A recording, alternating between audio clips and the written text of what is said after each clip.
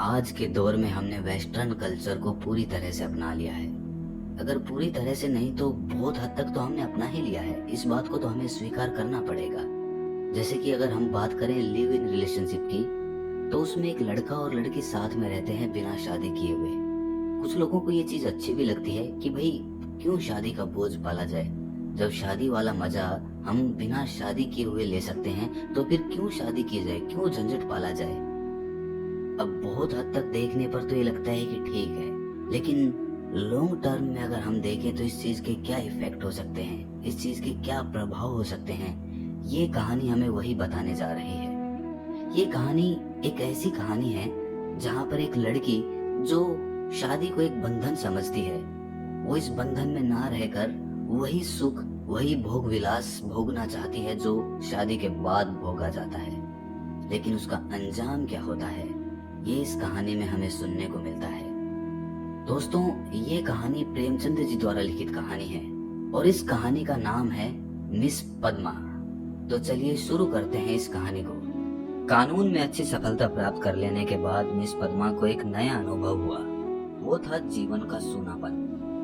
विवाह को उसने एक अप्राकृतिक बंधन समझा था और निश्चय कर लिया था कि स्वतंत्र रहकर जीवन का उपभोग करूंगी। एमए की डिग्री ली, फिर कानून पास किया और प्रैक्टिस शुरू कर दी। रूपवती थी, युवती थी, मृदुभाषिणी थी और प्रतिभाशालिनी भी थी। मार्ग में कोई बाधा ना थी। देखते देखते वो अपने साथी नौजवान मर्द वकीलों को पीछे छोड़कर आगे निकल गई और अब उसकी आमदनी कभी कभी 1000 से भी ऊपर बढ़ जाती। अब उतने परिश्रम और सरमगजन की आवश्यकता ना रही।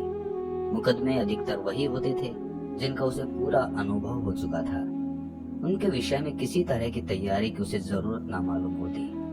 अपनी शक्तियों पर उसे विश्वास भी हो गया था।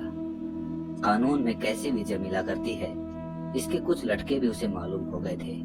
इसलिए उसे अब बहुत अवकाश मिलता था और इसे वो किस्से कहानियां पढ़ने, सैर करने, सिनेमा देखने, मिलने मिलाने में खर्च करती थी। जीवन को सुखी बनाने के लिए किसी व्यसन की जरूरत को वो खूब समझती थी।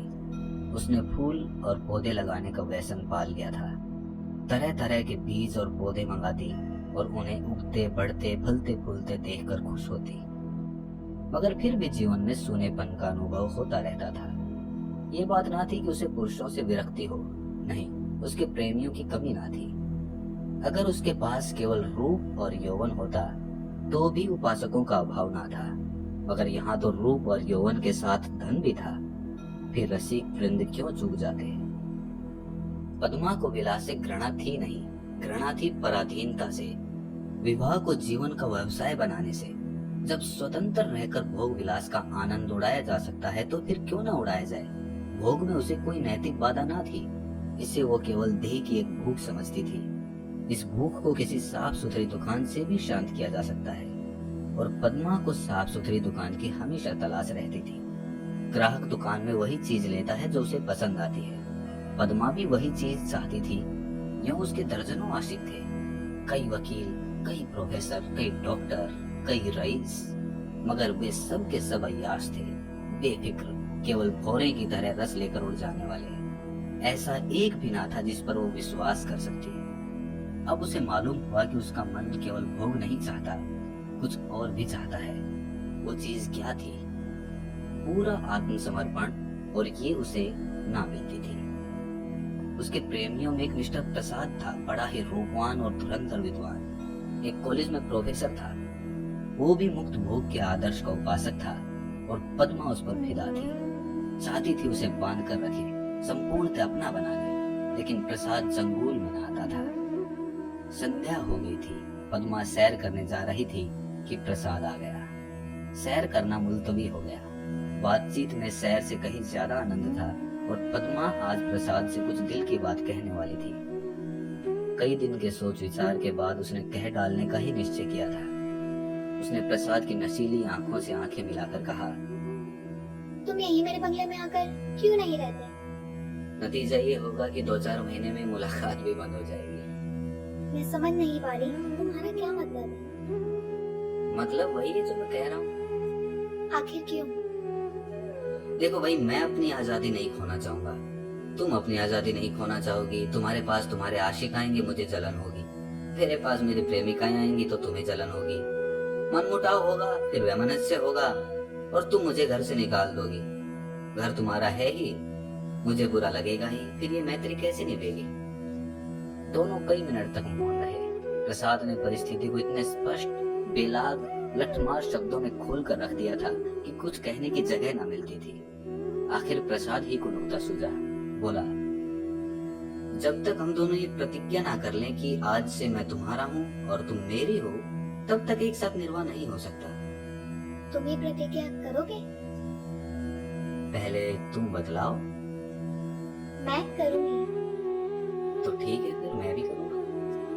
मगर इस एक बात के सिवा हर बात में आजाद रहूंगी। और मैं भी इस एक बात के सिवा हर बात में आजाद रहूंगा। मंजूर? मंजूर। तो कब से? जब से तुम कहो। मैं तो कहती हूँ कल से ही। ठीक है, लेकिन अगर तुमने इसके विरुद्ध आचरण किया तो? और अगर तुमने किया तो? तुम मुझे घर से निकाल सकती हो, लेकिन मैं तुम्हें क्या सजा दूंगा? तुम मुझे त्याग देना और क्या करोगे? जी नहीं, तब इतने से चित्त को शांति नहीं मिलेगी। तब मैं चाहूंगा तुम्हें जलील करना, बल्कि तुम्हारी हत्या करना। तुम बड़े ही निर्दयी हो प्रसाद। जब तक हम दोनों स्वाधीन हैं, हमें किसी को कुछ कहने का हक नहीं। लेकिन एक बार प्रतिज्ञा में बंध जाने के बाद फिर ना मैं उसकी अवज्ञा सह सकूंगा और ना तुम सह सकोगी। तुम्हारे पास दंड का साधन है, मेरे पास नहीं है। कानून मुझे कोई अधिकार नहीं देगा। मैं तो केवल अपने पशु बल से प्रतिज्ञा का पालन कराऊंगा। और तुम्हारे इतने नौकरों के सामने मैं अकेला क्या कर सकूंगा? तुम तो चित्र का श्याम पक्षी देखते हो। जब मैं तुम्हारी हो रही हूँ तो ये मकान, नौकर, चाकर, जायदाद सब कुछ तुम्हारा है। हम तुम दोनों ही जानते हैं कि ईर्ष्या से ज्यादा घृणित कोई सामाजिक पाप नहीं। तुम्हें मुझसे प्रेम है या नहीं मैं नहीं कह सकती, लेकिन तुम्हारे लिए मैं सब कुछ सहने, सब कुछ करने को तैयार हूँ। दिल से कहती हो पद्मा? सच्चे दिल से। मगर पता नहीं क्यों तुम्हारे ऊपर विश्वास नहीं हो रहा है। मैं तो तुम्हारे ऊपर विश्वास कर रही हूँ ना। पर ये समझ लो कि मैं मेहमान बनकर तुम्हारे घर में नहीं रहूंगा, स्वामी बनकर रहूंगा। तुम घर के स्वामी ही नहीं, मेरे भी स्वामी बनकर रहोगे। मैं तुम्हारी स्वामिनी बनकर रहूंगी। प्रोफेसर प्रसाद और मिस पद्मा दोनों साथ रहते हैं और प्रसन्न हैं। दोनों ही ने जीवन का जो आदर्श मन में स्थिर कर लिया था वो सत्य बन गया है। प्रसाद को केवल 200 रुपये वेतन मिलता है, मगर अब वो अपनी आमदनी का दुगना भी खर्च कर दे तो परवाह नहीं। पहले वो कभी कभी शराब पीता था, अब रात दिन शराब में मस्त रहता है। अब उसके लिए अलग अपनी कार है, अलग अपने नौकर हैं, तरह तरह की बहुमूल्य चीजें मंगवाता रहता है। और पद्मा बड़े हर्ष के साथ उसकी सारी फिजूल खर्चियां बर्दाश्त करती है। नहीं, बर्दाश्त करने का प्रश्न नहीं, वो खुद उसे अच्छे से अच्छे सूट पहनाकर, अच्छे से अच्छे ठाट में रख कर प्रसन्न होती है। जैसी घड़ी इस वक्त प्रोफेसर प्रसाद के पास है, शहर के बड़े से बड़े रईस के पास भी ना होगी। और पद्मा जितना ही उससे दबती है, प्रसाद उतना ही उसे दबाता है। कभी कभी उसे नागवार भी लगता है, पर किसी अज्ञात कारण से अपने को उसके वश में पाती है। प्रसाद को जरा भी उदास या चिंतित देखकर उसका मन चंचल हो जाता है।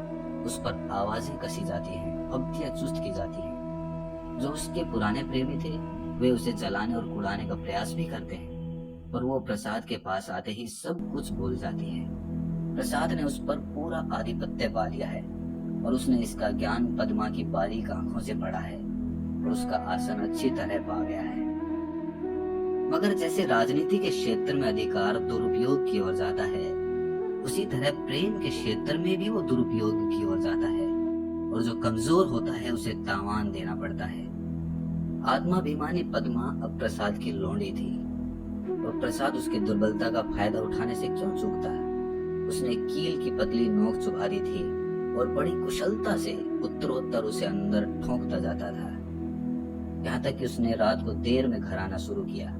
पद्मा को अपने साथ ना ले जाता, उससे बहाने करता कि मेरे सर में दर्द है, और जब पद्मा घूमने जाती तो अपनी कार निकाल लेता और उड़ जाता।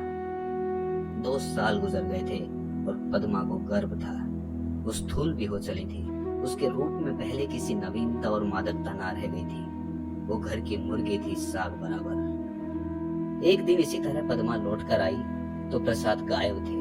वो झुंझला उठी। इधर कई दिन से वो प्रसाद का रंग बदला हुआ देख रही थी। आज उसने कुछ स्पष्ट बातें कहने का साहस बटोरा। 10 बज गए, 11 बज गए, 12 बज गए। पद्मा उसके इंतजार में बैठी थी। भोजन ठंडा हो गया, नौकर जाकर सो गए। वो बार बार उठती, फाटक पर जाकर नजर दौड़ाती। 1 बजे के करीब प्रसाद घर आया। पद्मा ने साहस तो बहुत बटोरा था, पर प्रसाद के सामने जाते ही उसे कमजोरी मालूम हुई। फिर भी उसने जरा कड़े स्वर में पूछा, आज इतनी देर रात तक कहाँ थे? कुछ खबर है कितनी रात गई? प्रसाद को वो इस वक्त असुंदरता की मूर्ति सी लगी। वो एक विद्यालय की छात्रा के साथ सिनेमा देखने गया था। बोला, तुमको आराम से सो जाना चाहिए था। तुम जिस दशा में हो उसमें तुम्हें जहाँ तक हो सके आराम से रहना चाहिए। पद्मा का साहस कुछ प्रबल हुआ। मुझे छोड़ो, तुमसे जो मैं पूछती हूँ उसका जवाब दो। तो तुम भी मुझे छोड़ो। तुम मेरे साथ दगा कर रहे हो, ये मैं साफ देख रही हूँ। तुम्हारी आंखों की ज्योति कुछ बढ़ गई होगी।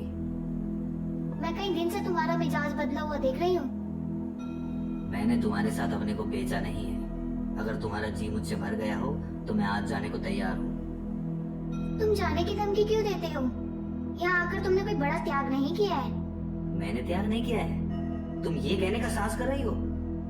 मैं देखता हूँ कि तुम्हारा मिजाज बिगड़ रहा है। तुम समझती हो मैंने इसे अपंग कर दिया, मगर मैं इसी वक्त तुम्हें ठोकर मारने को तैयार हूँ। इसी वक्त।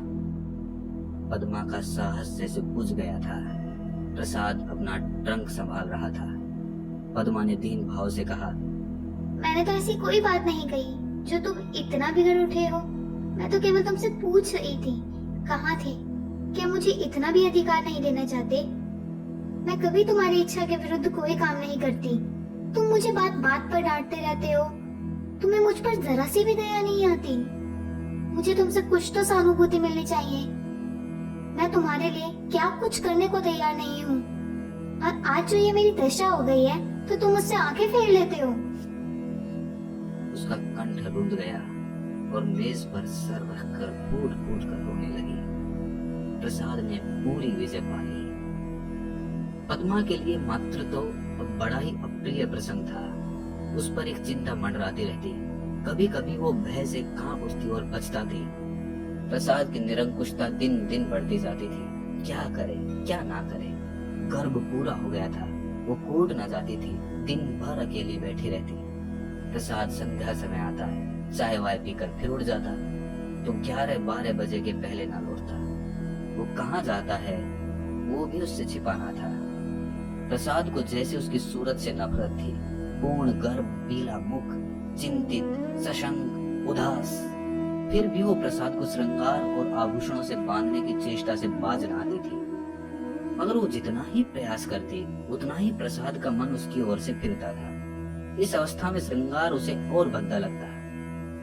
प्रसव वेदना हो रही थी, प्रसाद का पता नहीं। नर्स मौजूद थी, लेडी डॉक्टर मौजूद थी, मगर प्रसाद का ना रहना पद्मा की प्रसव वेदना को और भी दारुण बना रहा था। बालक को गोद में देखकर उसका कलेजा फूल उठा, मगर फिर प्रसाद को सामने ना पाकर उसने बालक की ओर से मुंह फेर लिया। मीठे फल में जैसे कीड़े पड़ गए। 5 दिन सौर ग्रह में काटने के बाद जैसे पद्मा जेल खाने से निकली, नंगी तलवार बनी हुई। माता बनकर वो अपने में एक अद्भुत शक्ति का अनुभव कर रही थी। उसने चपरासी को चेक देकर बैंक भेजा। प्रसव संबंधी कई बिल अदा करने थे। चपरासी खाली हाथ लौट आया। पद्मा ने पूछा, रुपये? बैंक के बाबू ने कहा, रुपये सब प्रसाद बाबू निकाल ले गए। पद्मा को गोली लग गई। 20,000 रुपये प्राणों की तरह संचित कर रखे थे इसी शिशु के लिए। हाय, शोर से निकलने पर मालूम हुआ प्रसाद विद्यालय की एक बालिका को लेकर इंग्लैंड की सैर करने चला गया। झल्लाई हुई घर में आई, प्रसाद की तस्वीर उठाकर जमीन पर पटक दी और उसे पैरों से कुचला। उसका जितना सामान था उसे जमा करके दिया सलाई लगा दी और उसके नाम पर थूक दिया।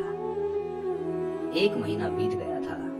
पद्मा अपने बंगले के फाटक पर शिशु को गोद में लिए खड़ी थी। उसका क्रोध अब शोक में निराशा बन चुका था। बालक पर कभी दया आती, कभी प्यार आता, कभी घृणा आती। उसने सड़क पर देखा एक यूरोपियन लेडी अपने पति के साथ अपने बालक को बच्चों की गाड़ी में बिठाए लिए चली जा रही थी। उसने हसरत भरी आंखों से उस खुशनसीब जोड़े को देखा और उसकी आंखें सजल हो गई। तो दोस्तों, ये थी हमारी आज की कहानी। उम्मीद करते हैं आपको पसंद आई होगी। आपका क्या कहना है इस कहानी के बारे में? कमेंट करके हमें जरूर बताएं। वीडियो को लाइक करके चैनल को सब्सक्राइब कर लीजिए और साथ में घंटी को दबाकर ऑल पर सेट कर लीजिए ताकि आने वाली वीडियो आपको तुरंत मिले। मुझे दीजिए अगली वीडियो तक इजाजत। तब तक के लिए धन्यवाद।